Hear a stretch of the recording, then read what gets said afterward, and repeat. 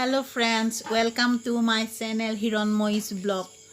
আজি মই আপোনালোকৰ আগলৈ লৈ আহিছো কুমুৰা আৰু কঁঠাল গুটিৰে মাছৰ আঞ্জা। সকলোৱে বনায় কিন্তু মই মোৰ ষ্টাইলত আপোনালোকক বনাই দেখুৱাইছো। বলকচোন পাকঘৰলৈ যাওঁ।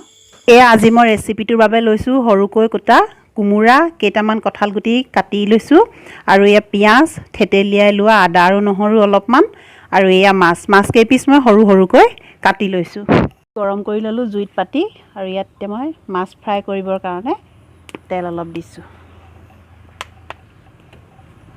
গৰম হ'ল আৰু এতিয়া মই ইয়াত মাছ কেইপিচ দি ফ্ৰাই কৰি লম। এইডোখৰ ধুনীয়াকৈ ফ্ৰাই হ'ল। এতিয়া মই ইয়াক নমাই ল'ম আৰু এই তেলতে পিঁয়াজখিনি দিম।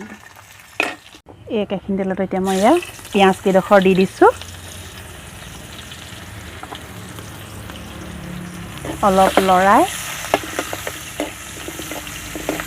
ইয়াতে এতিয়া মই আদা আৰু নহৰু থেতালি লোৱা সেইখিনিও দি দিছোঁ। তাৰপিছত অকণমান ৰঙচুৱা হোৱালৈকে গোটেইখিনি মই ভাজি ল'ম। মই তেলতে অলপ হালধি গুড়ি আৰু অলপ নিমখ দি দিছোঁ আৰু এতিয়া মই ইয়াতে কাটি থোৱা কুমুৰা আৰু কঁঠাল গুটি সকলোবিলাক একেলগে দি দিম।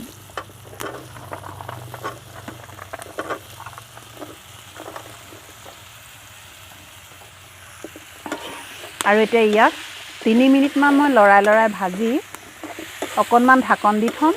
তাৰপিছত পুনৰ ইয়াক উলিয়াই চাম। খোৱাৰ পাছত মই এতিয়া ঢাকনখন দাঙি অকণমান লৰাই দিম। নাই হোৱা আমি আৰু অলপ সময় ইয়াক ভাজিম। এয়া আমাৰ কুমুৰা আৰু কঁঠাল গুটি সিজিবলৈ আৰম্ভ কৰিছে। মই এতিয়া ইয়াত পানী অলপ সৰহকৈ দিম যাতে কুমুৰাখিনি সিজি ভাগি গুলগুলীয়া হৈ যায়।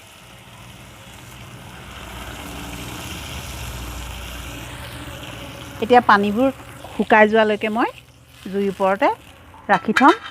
জুই এতিয়া মই ইয়াত বহাই দিম। এতিয়া ধুনীয়াকৈ সিজি গ'ল, কোমোৰাও ভাগি গুলগুলীয়া হ'ল। মই এতিয়া ইয়াত ফ্ৰাই কৰি থোৱা মাছ কেইপিচ দি দিম। অকণমান সিজিবলৈ দিম। তাৰপাছত মই এতিয়া ইয়াতে দুখিলা মান ধনিয়াৰ পাত হাতেৰে ছিঙি দি দিম। এয়া আমাৰ মাছ আৰু কোমোৰাৰ জোল খাবৰ বাবে ৰেডি হৈ গ'ল।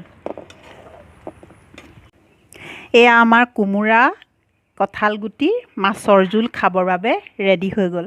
আপোনালোকে মোৰ এই ভিডিঅ'টো চাই কেনে পালে অনুগ্ৰহ কৰি কমেণ্টত জনাব, লাইক কৰিব, শ্বেয়াৰ কৰিব আৰু কাষত থকা বেল আইকনটো দবাই দিব যাতে আপোনালোকে মোৰ দিব লগা নতুন ভিডিঅ'বোৰ পাই থাকে।